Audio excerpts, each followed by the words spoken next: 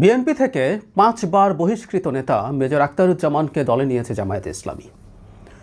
খুবই ম্যাচিওর একটা সিদ্ধান্ত মনে হতে পারে, কিন্তু জামাতের মতো একটা দল এটাকে জানে না যে এই ভদ্রলোককে দলে নেওয়া খুবই সমস্যাপূর্ণ হবে। এটা এই কারণে না যে তিনি বিএনপি থেকে 5 বার বহিষ্কৃত হয়েছেন, তার সাম্প্রতিক কর্মকাণ্ড, তার সাম্প্রতিক কিছু রেকর্ড অত্যন্ত নেগেটিভ এবং এই নিয়ে একটা মারাত্মক লায়াবিলিটি যে কোনো দলের জন্য। তারপর জামায়াত তাকে কেন দলে নিল আমরা একটু খতিয়ে দেখার চেষ্টা করব। আর একটা কথা মনে রাখা দরকার, বাংলাদেশে আর সব দলের আচরণ আর জামায়াতের আচরণকে ভিন্নভাবে দেখতে হবে। অনেকে বলেন যে ওই দল এটা করেছে, সেই দল এটা করেছে, কিন্তু জামায়াতের আচরণ আর অন্য দলের আচরণকে আমি মেলাই না, মেলাতে দেব না। কারণটা অনেকবার বলেছি, আজও আবার বলবো।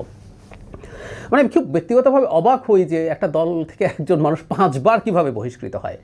মানে বিএনপির কথা বলছি, মানে কতবার বহিষ্কৃত হলে তারা বুঝবেন যে এই ভদ্রলোককে দলে রাখা যাবে না। 5 বার বহিষ্কৃত হয়েছেন এবং সম্ভবত সর্বশেষ হয়েছেন 2022 সালে।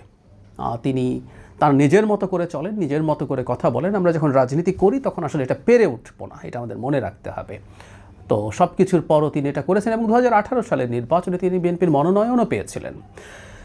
যাই হোক, বহিষ্কৃত হয়তো শৃঙ্খলা ভঙ্গের কারণে হয়েছেন, কিন্তু তার ইন্টিগ্রিটি নিয়ে যদি আমরা প্রশ্ন করি তাহলে দুটো প্রশ্ন আনবো যে কারণে উনি কোনো দলে বড় লায়াবিলিটি হওয়ার কথা। প্রথমটা হচ্ছে 2024 সালের আমিডামি নির্বাচনে তিনি স্বতন্ত্র প্রার্থী হিসেবে পার্টিসিপেট করেছেন। শুধু সেটা না, তার এই যোগদানের পর অনেকগুলো ক্লিপ ছড়িয়ে পড়েছে যেখানে তিনি শেখ হাসিনাকে আমার নেত্রী বলে দুর্দান্ত প্রশংসা করছেন। 10 ভুজা দুর্গার সাথে তাকে তুলনা করে বলছে তিনি 10 হাতে সব করছেন তার নেত্রী। এটা মারাত্মক রকম অন্যায়। এই যে আমরা আজকে শেখ হাসিনার সাথে কোলাবোরেটরদের কথা বলি যে তাদেরকে আমরা কেন রাখবো, জাতীয় পার্টি রাজনীতি করতে পারবে কি পারবে না, এই আলাপ আমরা কেন তুলি? কারণ তারা কোলাবোরেট করেছিল শেখ হাসিনার সাথে, নির্বাচনে গেছে। তো জনাব আখতারুজ্জামান তো নির্বাচনে গেছেন, 24 সালের আমিডামি নির্বাচনে, তথাকথিত নির্বাচনে, তারপরও তাকে নেওয়া হয়েছে।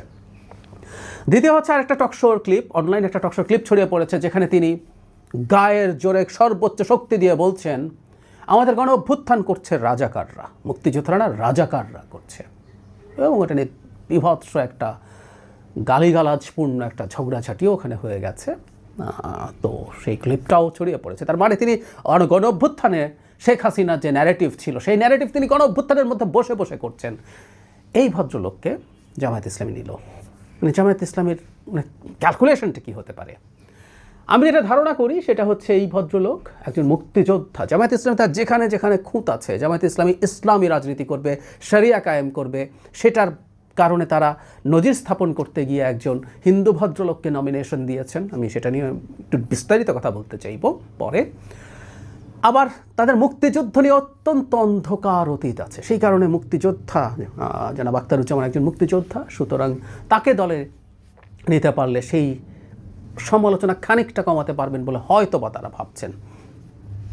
আমি আর কোনো ব্যাখ্যা খুঁজে পাই না। আমরা খেয়াল করবো কাদের সিদ্দিকীকে নিয়েও তারা বেশ কিছুদিন খুবই গুরুত্ব দিয়েছেন।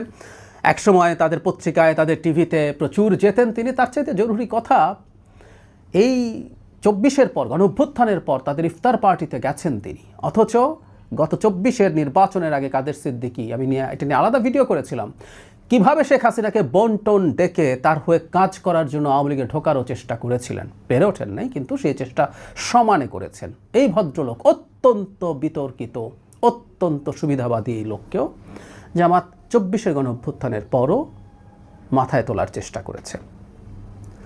আখতারুজ্জামানের তুলনায় মুক্তিযুদ্ধের প্রশ্নে কাদের সিদ্দিকী আরও অনেক বড় ব্যাপার, একজন বীরুত্তম, অত্যন্ত গৌরবোজ্জ্বল ভূমিকা আছে, কিছু সমালোচনা থাকলেও মুক্তিযুদ্ধে তার। সো আমি ধারণা করি জামায়াতে ইসলামী একজন মুক্তিযোদ্ধাকে দলে ভিড়িয়েছে, মুক্তিযোদ্ধারা তার দল করে, জামায়াত করে, এই ব্যাপারটাই সামনে আনতে চেষ্টা করেছে। কিন্তু আসলে তো ওজন দিতে হয়। শেখ হাসিনার দোসরে পরিণত হওয়া 24-এর আগে গণ অভ্যুত্থানকে রাজাকার বলা একজন মানুষকে নিয়ে আমি ধারণা করি, আমি বিবেচনা করি জামাত একটা ডিজাস্টার করেছে। জামাত আসলে একটার পর একটা ডিজাস্টার করছে, তারা জোড়াতালি দেওয়ার চেষ্টা করছে। তাদের আসলে আমি দেখতে পাচ্ছি যে তাদেরকে নিয়ে যেটা, তাদের যে রাজনীতি, তাদের রাজনীতিটাকে তারা কীভাবে মানুষের সামনে আনবেন, কীভাবে সেটাকে প্রতিষ্ঠিত করবেন, সেই ব্যাপারে যেহেতু তারা লুকোছাপা করছেন, তারা ফর্মালি ঘোষণা করছেন না তারা শরিয়া কায়েম করবেন। আবার একই সাথে যেহেতু ইসলামী দল শরিয়া কায়েমের চাপ তাদের উপরে ভেতর থেকে বাইরে থেকে আছে, সমর্থকদের মধ্যে আছে, এইগুলোর ক্ষেত্রে আবার ইন্টারন্যাশনাল কমিউনিটি যদি শরিয়ার কথা তারা বলেন, তার ক্ষমতায় যাওয়ার খোয়াব, তারা খোয়াব টপ দেখছেন, সেটা নষ্ট হয়ে যেতে পারে। এই নানা রকম টানা পড়ে সে তারা জাস্ট কতগুলো পিসমিল, এখন একটা মনে হচ্ছে এটা করছি ওটা করছি, এরকম স্টেপ নিতে যাচ্ছেন।